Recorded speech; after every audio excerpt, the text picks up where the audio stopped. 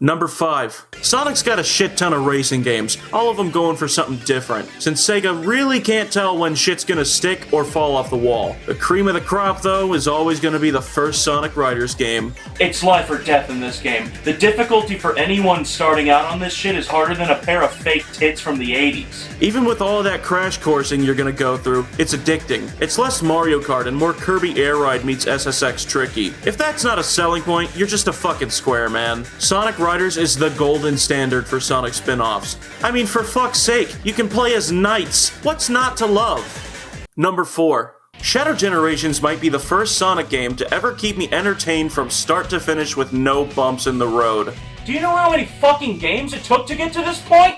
That's a lot of fucking games! Every zone in this game is made with love and a chef's kiss. Even the one from Sonic Next Gen, Kingdom Valley, is just simply one of the best Sonic levels ever fucking made. I gotta keep playing.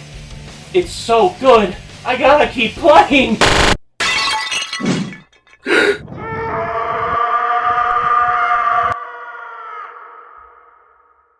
Number 3. 2017 was not an easy time to like Sonic. You had dipshits on the internet controlling the narrative and saying that all the good games were bad the whole time, and that everything as a whole sucked more dick than And I say that's a crock of shit. Sonic Mania was the joyous middle finger to all the naysaying and hatred. 5 playable characters, all with super forms, and a ton of fun ways to bend the game to your will and knowledge of the finely crafted and nearly perfected level design and controls, boasting the ability to not only stand the test of time, but to surpass the titans of the series that came before it. This game was living proof that Sonic can still put out masterpieces every now and then, and that the gaming community as a whole was full of shit. Everything was right in the world.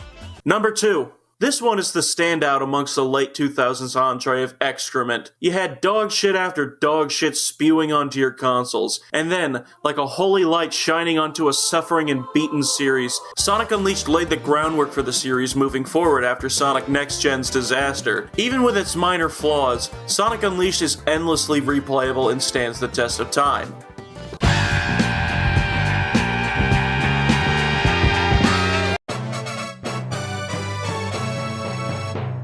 Sonic and the Black Knight. A divisive little game, but damn is it a fun time with a genuinely great story for a Sonic game. Play it with a custom controller layout on Dolphin and see for yourself. Sonic CD. Consider it a number 11. I just happen to enjoy Superstars a tad more. Sue me. Sonic R. If you know how to play it right, it's a good 30-minute time waster. Sonic Rush Adventure. A real sleeper hit in the series that improves on Rush in a lot of ways, and it's generally a great time. I don't know why nobody ever talks about it. Number 1!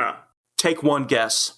If you said anything other than Sonic 3 and Knuckles, well, prepare to be blown out of the fucking water! In a world where Yoshi's Island, Mega Man X1, and Donkey Kong Country 2 exist, this game exists to be the line in the sand that says, "Hey cocksucker, step aside, now watch and learn." And it just absolutely rips through them all. It's perfect. Even if you think it's not, it is. Stop being a contrarian. You know this game is the shit. It's the tits. It's golden. It's the cream of the crop. It's got look on technology! I could pick this game up multiple times a day and wonder if we'll ever surpass it as a species. It's that fucking perfect. And this is Stephen360 signing off. Because my arm hurts, I gotta take enough ibuprofen to knock out a fucking elephant.